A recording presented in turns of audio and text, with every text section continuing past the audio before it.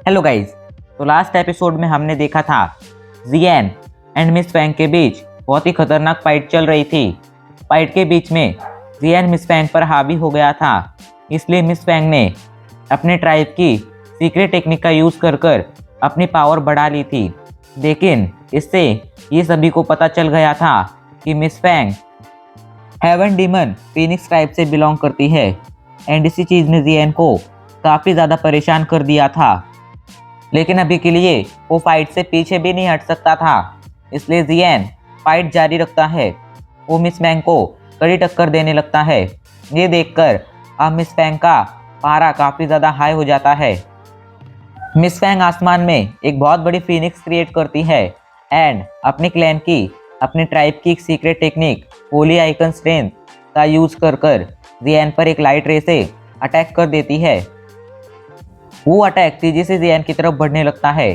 जियन उसे कई बार डॉज करता है, बट ऐसा लग रहा था कि उस अटैक में एक ट्रैकर है जो हर जगह जियन का पीछा कर रहा था। जियन समझ जाता है वो इस अटैक को डॉज नहीं कर पाएगा, बट जियन अपने नॉर्मल अटैक से इस अटैक की पावर भी कम नहीं कर पा रहा था। इसलिए जियन अपने स्पिरिचुअल स्ट्रेंथ के साथ इस अटैक को ध्यान से ऑब्जर्व करता है एंड फिर कुछ ही देर में उसे समझ आ जाता है कि वो किस तरह इस अटैक से खुद को बचा सकता है एंड जियन उस पर काम भी स्टार्ट कर देता है। जियन तुरंत अपनी तीनों हेवनली फ्लेम्स को बाहर निकालता है एंड उन्हें मर्ज करने लगता है। जियन के पास 3 हेवनली फ्लेम्स देखकर एंड उसे उन्हें मर्ज करता देखकर वहां मौजूद सभी लोग लगभग पूरी तरह से शॉक हो गए थे। कई सारे लोगों को तो जियन पागल भी लग रहा था, बट जो पावरफुल वॉरियर थे वो समझ गए थे कि अब कुछ तो धमाकेदार होने वाला है एंड उनका अंदाज़ा सही था। अगले कुछ ही टाइम में जियन उन तीनों हेवनली फ्लेम्स को मर्ज कर देता है एंड जियन के हाथ में 3 कलर का एंग्री बुद्धा लोटस दिखने लगता है। जियन तुरंत उसे मिस फैंग की तरफ लॉन्च कर देता है। अब आगे उस एंग्री बुद्धा लोटस को अपनी तरफ बढ़ता देख मिस फैंग अपने ट्राइब की एक स्पेशल टेक्निक जिसका नाम है डेमन फिनिक्स बेल, जिसका साइज 30 फीट से भी ज़्यादा था। डेमन फिनिक्स बेल पूरी तरह से मिस फैंग को कवर कर लेती है। सभी को लगने लगा था कि अब मिस फैंग बच जाएगी, बट ये उनकी गलतफहमी थी। एंग्री बुद्धा लोटस सीधा जाकर डेमन फिनिक्स बेल से टकराता है, लेकिन टकराने की कोई आवाज़ सुनाई नहीं देती है। एंग्री बुद्धा लोटस से अचानक से तीनों हेवनली फ्लेम्स बाहर आती हैं एंड उनकी मर्ज एनर्जी उस डेमनिक बेल को चारों तरफ से कवर कर लेती है। अगले 5 मिनट तक वो एनर्जी उस डेमनिक बेल को चारों तरफ से कवर कर कर रहती है, बट कुछ भी नहीं होता है। इसलिए सभी को लगने लगता है जियन का अटैक खाली चला गया है। लेकिन तभी अचानक से लोगों को क्रैक आवाज़ सुनाई देती है एंड सभी लोगों की आंखें फटी की फटी रह जाती हैं। सभी लोग शौक से आसमान में देखने लगते हैं। आसमान में मौजूद डेमन फिनिक्स बेल पर क्रैक्स आने लगे थे, लेकिन ये तो बस शुरुआत थी। अभी उस पर कुछ ही क्रैक्स आए हुए थे एंड क्रैक्स आना अचानक से बंद हो गए थे। सभी को लगने लगा था कि अब एंग्री बुद्धा लोटस की पावर कम हो गई है। फैंग जुनजे भी अब थोड़े निराश हो गए थे, लेकिन उन लोगों ने जियन को अंडर एस्टिमेट कर दिया था। अचानक से ही एंग्री बुद्धा लोटस से और ज़्यादा पावर निकलती है एंड वो फिर से जाकर डेमन फिनिक्स बेल को कवर कर लेती है। अभी के लिए ऐसा लग रहा था कि एंग्री बुद्धा लोटस के पास खुद की इंटेलिजेंस है एंड वो किसी भी हालत में इस डेमनिक बेल को डिस्ट्रॉय करना चाहता है। एंग्री बुद्धा लोटस से जो और ज़्यादा एनर्जी निकली थी उसने डेमनिक बेल को चारों तरफ से कवर कर लिया था एंड अब डेमनिक बेल पर और ज़्यादा क्रैक्स आने लगे थे। क्रैक्स की संख्या बढ़ने लगी थी एंड अब उन क्रैक्स में से एक पावरफुल एनर्जी बाहर आने लगती है। मिस फैंग ने एंग्री बुद्धा लोटस की ओर अपनी होली आइकन स्ट्रेंथ को लॉन्च कर दिया था। वो ब्लैक कलर की लाइट उन क्रैक्स में से बाहर आती है एंड एंग्री बुद्धा लोटस की पावर को कम करने का ट्राई करने लगती है, बट यही उसकी सबसे बड़ी गलती थी। इससे एंग्री बुद्धा लोटस का गुस्सा और ज़्यादा बढ़ जाता है एंड वो अपनी पावर बढ़ा देता है, जिससे अब बेल पर और ज़्यादा क्रैक्स आ जाते हैं।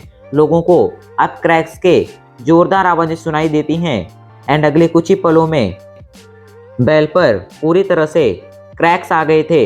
अभी के लिए आसमान में इतनी ज़्यादा फ्लेम्स बढ़ गई थीं कि आसमान को देखकर ऐसा लग रहा था कि आसमान में फ्लेम की बाढ़ आ गई है। आसमान में इतनी ज़्यादा फ्लेम्स थी कि कोई भी ये देखकर कह सकता था कि आसमान में फ्लेम्स का एक समुद्र बन चुका है।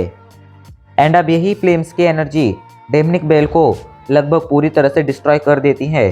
डेमनिक बेल के कई सारे टुकड़े अलग अलग डायरेक्शन में जाकर गिरने लगते हैं, बट जियान उन पर बिल्कुल भी ध्यान नहीं देता है। उसकी नज़र डेमनिक बेल के बीच में थी, जहाँ पर उसे एक ब्लैक कलर का फॉग दिखाई पड़ रहा था। जियान की नज़रें उस पर से नहीं हट रही थी। अचानक से वहाँ मौजूद डेमनिक बेल के टुकड़े भी हट जाते हैं। जियान को वहाँ पर एक ह्यूमन फिगर दिखाई पड़ती है जो आसमान से नीचे गिरने लगती है। ये देखकर जियान तुरंत अपने 3000 लाइटनिंग मूवमेंट को एक्टिवेट करता है एंड तेजी से उस फिगर की तरफ जाने लगता है। ये देखकर फिगर अपने वाइन लाइटनिंग क्लोथ का यूज़ करती है एंड उससे जियान पर अटैक कर देती है। बट ऐसा कर कर उसने जियान को नुकसान पहुंचाने की बजाय जियान की ही हेल्प कर दी थी। अपनी तरफ उस कपड़े को बढ़ता हुआ देख जियान तुरंत उस कपड़े को पकड़ लेता है एंड उसे खींचता है, जिससे उसकी स्पीड और ज़्यादा बढ़ जाती है। अचानक से जियान उस ह्यूमन फिगर के पीछे प्रकट हो जाता है। ये ह्यूमन फिगर मिस फैंग थी। जियान मिस फैंग को गौर से देखता है।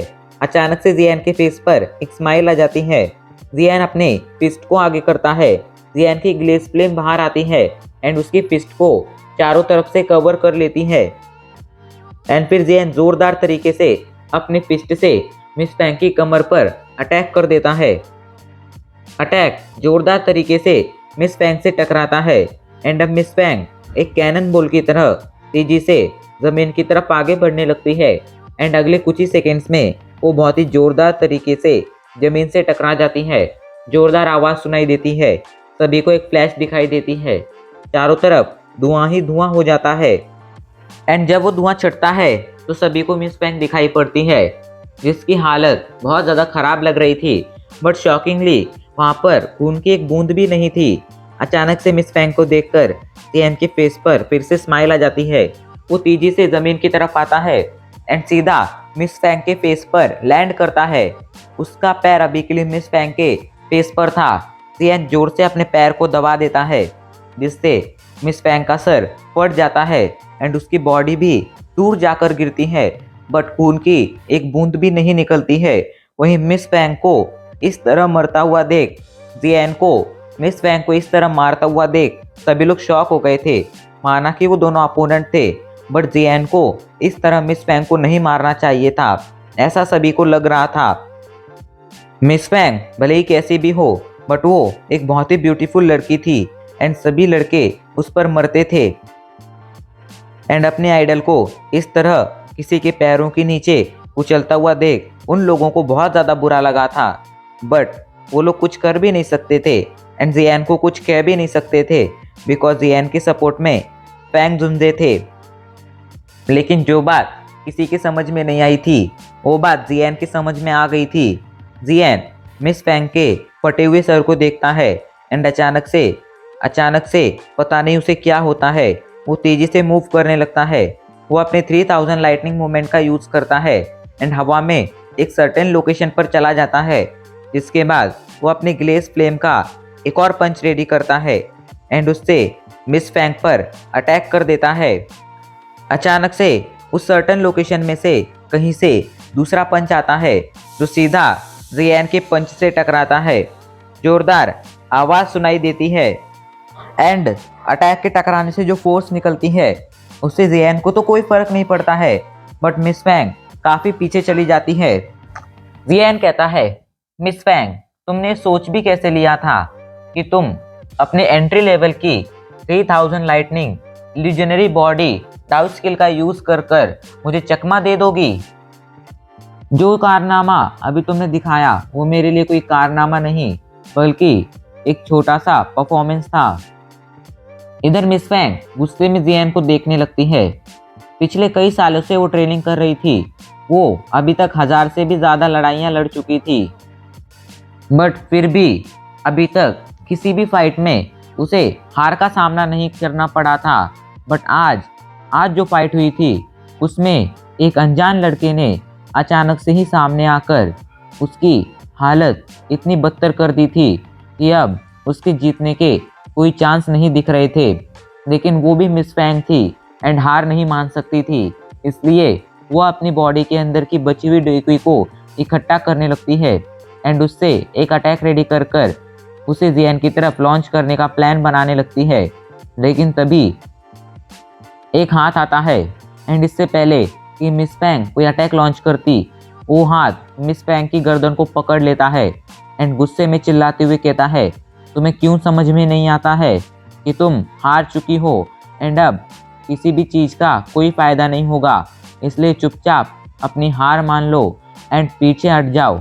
मुझे तुम्हें मारने पर मजबूर मत करो, मैं तुम्हें मारना नहीं चाहता हूँ, लेकिन इसका मतलब ये बिल्कुल नहीं है कि मुझे तुम्हें मारने में कोई प्रॉब्लम है या मैं तुम्हें मार नहीं सकता हूँ। अगर तुमने हार नहीं मानी एंड कोई भी बेवकूफ़ी की तो मैं अब तुम्हें सच में ज़िंदा नहीं छोड़ूंगा। अभी के लिए पूरा वाइन लाइटनिंग माउंटेन शांत हो गया था।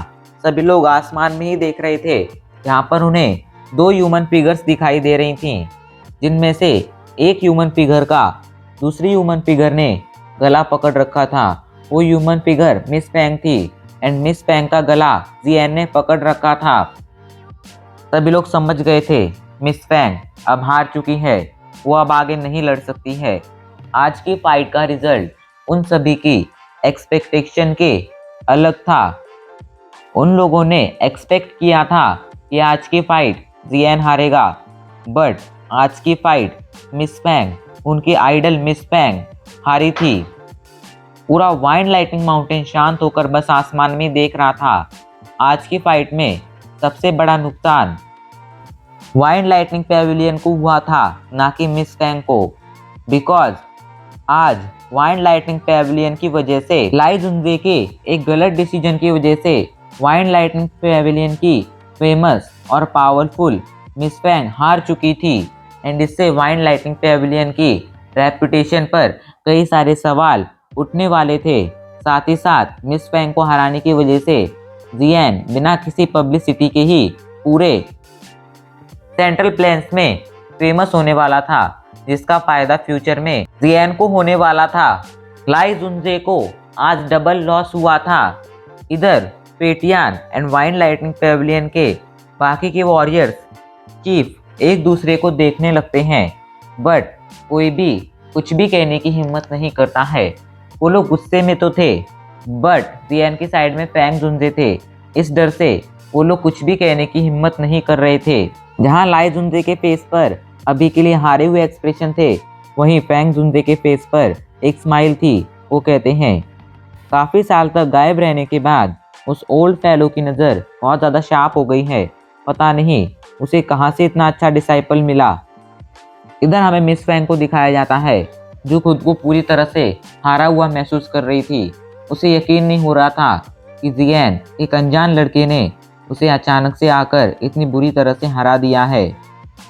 वो जियान की आंखों में देखती है तो उसे बहुत ही खतरनाक किलिंग इंटेंशन दिखाई पड़ते हैं। वो समझ जाती है जियान के सामने अगर उसने कोई भी हरकत करने की कोशिश की तो जियान उसे मारने से पहले एक पल के लिए भी नहीं सोचेगा।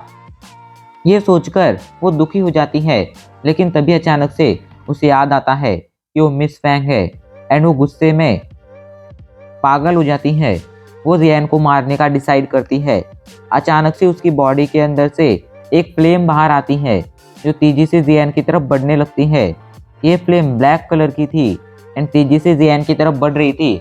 ये देखकर अब जियान को भी गुस्सा आ जाता है। वो अपनी ग्लेस फ्लेम को बाहर निकालता है एंड गुस्से में चिल्ला जाता है, खत्म कर दो। जैसे ही ग्लेस फ्लेम बाहर आती है, वो उस ब्लैक फ्लेम को जलाना स्टार्ट कर देती है एंड फिर हेवनली फ्लेम के सामने उस फ्लेम को हार माननी ही पड़ती है एंड फिर डरकर वो फ्लेम मिस फैंग की बॉडी के अंदर चली जाती है। जियान की फ्लेम की पावर को देखकर मिस फैंग शॉक हो गई थी। इस दुनिया में लाखों तरह की फ्लेम थी, करोड़ों तरह की फ्लेम, बट हेवनली फ्लेम हमेशा से ही टॉप पर रही थी। आज तक कोई भी फ्लेम चाहे कितनी भी पावरफुल क्यों ना हो, वो हेवनली फ्लेम का सामना नहीं कर सकती थी। हेवनली फ्लेम के सामने हर फ्लेम बच्ची ही थी, बिकॉज हेवनली फ्लेम में हेवन और अर्थ की पावर होती थी। इधर अब जियान को भी काफी ज्यादा गुस्सा आ गया था। उसका गुस्सा 7वें आसमान पर पहुंच चुका था। वो मिस फैंग की तरफ देखता है एंड कहता है, क्या तुम्हें सच में लगता है मैं तुम्हें मार नहीं सकता हूँ? ये कहकर वो मिस फैंग पर अटैक करने वाला था। तभी अचानक से कुछ ऐसा होता है जिसकी किसी ने भी उम्मीद नहीं की थी। अचानक से ही एक ग्लो चमकता है एंड जियान की स्पेस स्टोर रिंग से एक जेड बॉटल बाहर आ जाती है। उस जेड बॉटल के अंदर से बहुत ही पावरफुल ऑरा बाहर आने लगता है। ये जेड बॉटल में उस मैजिकल बीस्ट का ब्लड था। ये देखकर जियान तुरंत रिएक्ट करता है एंड उस जेड बॉटल को अपनी ग्लेस फ्लेम से कवर कर कर अपनी स्पेस स्टोर रिंग में रख देता है। ये काम जियान ने 1 सेकंड से भी कम टाइम में किया था एंड किसी को भी समझ नहीं आया था कि आखिर वहां पर हुआ क्या था। यहाँ तक कि नीचे बैठे डाउजन्स को भी कुछ समझ नहीं आया था। उन्हें बस एक पावरफुल ऑरा फील हुआ था। इससे ज़्यादा वो लोग कुछ और नहीं समझ पाए थे। इधर हमें जियान को दिखाया जाता है जो कहता है, मुझे इस ब्लड की प्रॉब्लम को सेटल करना होगा। इस ब्लड को जल्दी सेटल करना होगा, वरना इसकी वजह से मुझे कई सारी प्रॉब्लम्स का सामना करना पड़ेगा। वहीं भले ही किसी को कुछ समझ ना आया हो, बट मिस फैंग को कुछ समझ आने लगा था। हालांकि वो जियान की वो जेड बॉटल को नहीं देख पाई थी, बट जैसे ही वो जेड बॉटल जियान की स्पेस स्टोर रिंग से बाहर आई थी, अचानक से उसकी बॉडी के अंदर पावरफुल एनर्जी आ गई थी। उसका खून उबलने लगा था एंड तेजी से उसकी बॉडी के अंदर फ्लो होने लगा था। मिस फैंग को फील होने लगा था कि उसका कोई करीबी आसपास है, लेकिन अभी भी उसे कुछ समझ नहीं आया था। मिस फैंग गहरे विचार में चली जाती है एंड सोचने लगती है कि अभी 1 सेकंड पहले आखिर क्या हुआ था। एंड काफ़ी सोचने के बाद उसे कुछ समझ आता है। शौक से उसकी आंखें बड़ी हो जाती हैं एंड वो जियान की तरफ देखते हुए कहती है, एंशिएंट फीनिक्स एसेंस ब्लड। ये सुनकर जियान शॉक हो जाता है। उसका दिल जोर जोर से धड़कने लगता है एंड वो कहता है, वो अनजान बनते हुए कहता है, एंशिएंट फीनिक्स एसेंस ब्लड, ये क्या भला है? तो मिस फैंग कहती है, नाटक मत करो एंड चुपचाप अभी जो कुछ सेकंड पहले तुमने चीज़ निकाली थी वो मेरे हवाले कर दो। आखिर तुम्हारी इतनी हिम्मत कैसी हुई? तुम लगता है काफ़ी ज़्यादा बोल्ड हो, इसलिए तुमने ऐसी चीज़ पर अपना हक जताने की, कब्जा करने की कोशिश की जो मेरे हेवन डीमन फीनिक्स ट्राइब से बिलोंग करता है एंड मेरे हेवन डीमन फीनिक्स ट्राइब की अमानत है। वहीं अरेना में मौजूद ज़्यादातर लोगों को कुछ भी समझ में नहीं आया था कि आखिर वहाँ पर क्या हो रहा था, बट अरेना में आए अचानक से इस चेंज को देखकर सभी लोग शॉक थे। तभी अचानक से लाई जुनजे अरेना में प्रकट हो जाते हैं एंड तभी अचानक से फैंग जुनजे भी अरेना में आ जाते हैं एंड जियान के सामने आकर खड़े हो जाते हैं। जियान को उन्होंने अपने पीछे छिपा लिया था। लाई जुनजे कहते हैं, मिस फैंग आखिर क्या हुआ? तुम इतनी जोर से क्यों चिल्लाई? फैंग जुनजे कहते हैं, मिस फैंग कंपटीशन में हारना और जीतना बहुत ही नॉर्मल बात है एंड तुम्हें इसे दिल पर नहीं लेना चाहिए। एंड याद रखो, भले ही तुम हेवन डीमन फीनिक्स ट्राइब की मेंबर हो एंड तुम्हारा ये ट्राइब काफ़ी ज़्यादा पावरफुल है, बट पूरे सेंट्रल प्लेन में इससे भी ज़्यादा पावरफुल लोग मौजूद हैं। एंड ऐसा बिल्कुल भी मत सोचना कि तुम अपनी ट्राइब की पावर के दम पर कुछ भी कर सकती हो। तो मिस फैंग कहती है, फैंग जुनजे मेरा भी अब कुछ भी करने का इंटेंशन नहीं है, बट अभी कुछ टाइम पहले यहाँ पर जो चीज़ प्रकट हुई थी, जो बाहर आई थी, वो चीज़ मेरे हेवन डीमन फीनिक्स ट्राइब की अमानत है। वो चीज़ एंशिएंट फीनिक्स एसेंस ब्लड है जो मेरे हेवन डीमन फीनिक्स ट्राइब से बिलोंग करता है एंड मेरे हेवन डीमन फीनिक्स ट्राइब की अमानत है। एंड मैं इस बात पर 100% श्योर हूँ कि वो मेरे हेवन डीमन फीनिक्स ट्राइब की अमानत है एंड मेरे हेवन डीमन फीनिक्स ट्राइब से ही बिलोंग करती है। एंड जहाँ तक आपका स्टेटस है, आपकी पावर है, आपको काफ़ी ज़्यादा नॉलेज होगी एंड आप ये भी जानते होंगे कि मेरे हेवन डीमन फीनिक्स टाइप के आखिर क्या क्या रूल्स हैं। तो आप ये भी अच्छी तरह से जानते होंगे, उनमें से एक रूल यही भी है कि हमारे हेवन डीमन फीनिक्स ट्राइब के किसी भी मेंबर की डेड बॉडी हमारे ट्राइब को ही मिलती है। कोई भी आउटसाइडर अगर उसे लेता है तो वे करके वो हमारे हेवन डीमन फीनिक्स ट्राइब के रूल तोड़ता है एंड इसके लिए हमारा हेवन डीमन फीनिक्स ट्राइब उसे पनिशमेंट भी दे देता है। अगर ये बात मेरे हेवन डीमन फीनिक्स ट्राइब तक पहुंच गई कि इस लड़के जियान के पास मेरे हेवन डीमन फीनिक्स ट्राइब की अमानत एंशिएंट फीनिक्स एसेंस ब्लड है, तो वो लोग इस बात पर जरूर एक्शन लेंगे एंड इसे मारने की पूरी कोशिश करेंगे। आगे आपकी मर्जी कि आपको क्या करना है। मिस फैंग की बात सुनकर सभी लोग शॉक हो गए थे, लेकिन तभी जियान कहता है, मिस फैंग कुछ भी मत बोलो, तुम हार गई हो इसलिए तुम मुझ पर झूठा इल्जाम लगा रही हो ताकि तुम इस झूठे इल्जाम में मुझे फंसाकर मुझे मार सको। तो मिस फैंग कहती है, क्या तुम्हें ये कहना है कि मैं झूठ बोल रही हूँ? तो जियान कहता है, हाँ मैं यही कहना चाहता हूँ। मिस फैंग कहती है, अगर ऐसा है तो क्या तुम मुझे अपनी स्पेस्टो रिंग की तलाशी लेने का परमिशन दे सकती हो? ये बात सुनकर सभी लोग शॉक हो गए थे। स्पेस्टो रिंग हर एक पर्सन की जान होती थी एंड कोई भी पर्सन अपनी स्पेस्टो रिंग को कभी किसी को नहीं देता था। मिस फैंग यहाँ पर जियान की स्पेस्टो रिंग की तलाशी लेने की बात कर रही थी एंड शायद जियान उसे इसकी परमिशन नहीं देगा। हालांकि miss Fang heaven demon phoenix tribe से बिलोंग करती थी, बट सभी लोग ये भी अच्छी तरह से जानते थे कि हेवन डीमन फीनिक्स ट्राइब के अलावा भी इस पूरे डोयोकी कॉन्टिनेंट में कई सारे पावरफुल क्लैंस थे, ट्राइब थी एंड फॉलिंग स्टार पैविलियन भी कुछ कम पावरफुल नहीं था। उनके पास फैंग जुंजे थे एंड और भी कई सारे पावरफुल वॉरियर थे। अगर ऐसे में हेवन डीमन फीनिक्स ट्राइब इन पर अटैक भी करती है तो दोनों ही साइड को काफ़ी बड़ा नुकसान झेलना पड़ सकता है, बट इसका मतलब ये बिल्कुल नहीं होगा कि heaven demon phoenix tribe fang जुंजे को फॉलिंग स्टार पैविलियन को खत्म कर पाएगी, हरा पाएगी। बिकॉज एक डाउजुन हमेशा एक डाउजुन होता है एंड फॉलिंग स्टार पैविलियन भी कुछ कम पावरफुल नहीं था, इसलिए हेवन डीमन फीनिक्स ट्राइब भी शायद ही कभी इनसे पंगा लेने की हिम्मत करेगा, भले ही वो चाहे इनसे थोड़ा ज़्यादा पावरफुल ही क्यों ना हो। इससे पहले कि जियान कुछ कहता तभी फैंग जुंजे कहते हैं, मिस फैंग तुम भी अच्छी तरह से जानती हो हर वॉरियर की स्पेस्टो रिंग उसकी जान होती है, ऐसे में तुम किसी की भी पर्सनल चीज को चेकिंग के लिए नहीं मांग सकती हो एंड अगर तुम्हें कुछ प्रूफ ही करना है तो वो तुम अपनी पावर के दम पर अपनी स्ट्रेंथ प्रूव कर सकती हो, लेकिन इस तरह मैं तुम्हें जियान की स्पेस्टो रिंग चेक करने की परमिशन नहीं दूंगा।